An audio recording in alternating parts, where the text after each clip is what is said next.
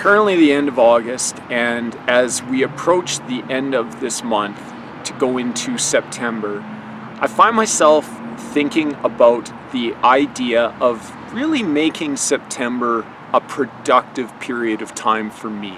Not just for me, for others as well. The people that are in my inner circle, the people who are close to me or near and dear to me, I want them to have a very productive September as well. I'm just not sure how to go about accomplishing that.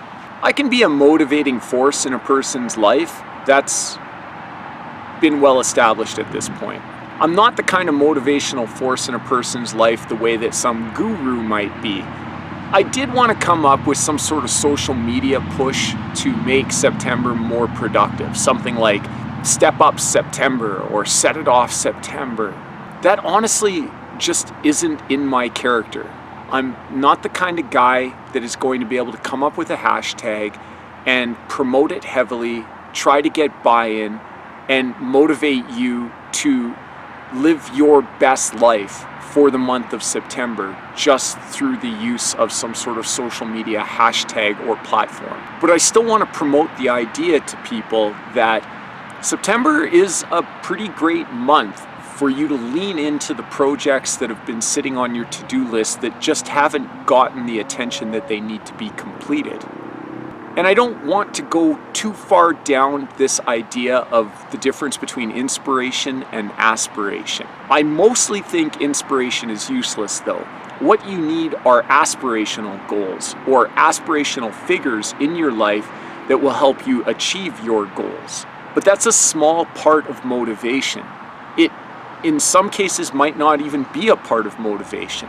I do know, I have intimate knowledge of a lot of you in the sense that you have told me your hopes, your dreams, your goals, what you see happening as far as your future successes are concerned.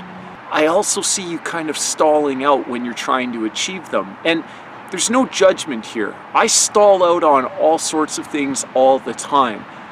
That's not what the problem is. The problem is often that success requires effort over time.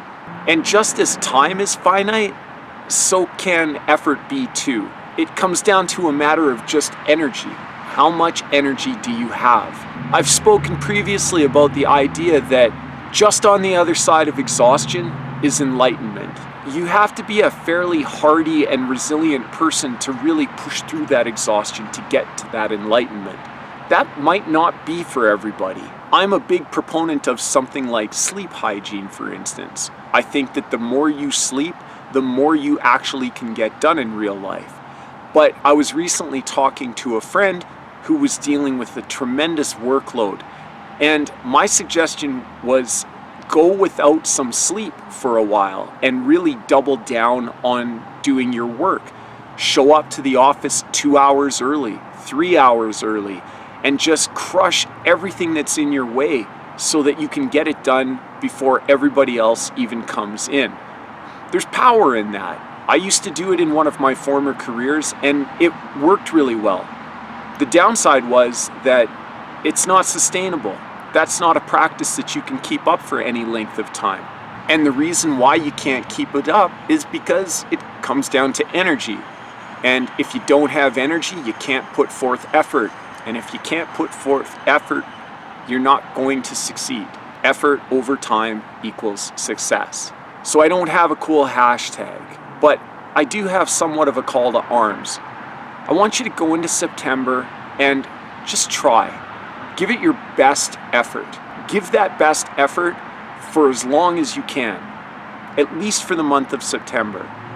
Who knows what you'll accomplish? Maybe something, maybe nothing, maybe everything. But if success isn't yours by the end of September, maybe it's time to let that goal go. And there's nothing wrong with that. Not all goals are meant to be achieved. Sometimes not achieving a goal helps us identify what's actually important to us. And that kind of perspective is invaluable.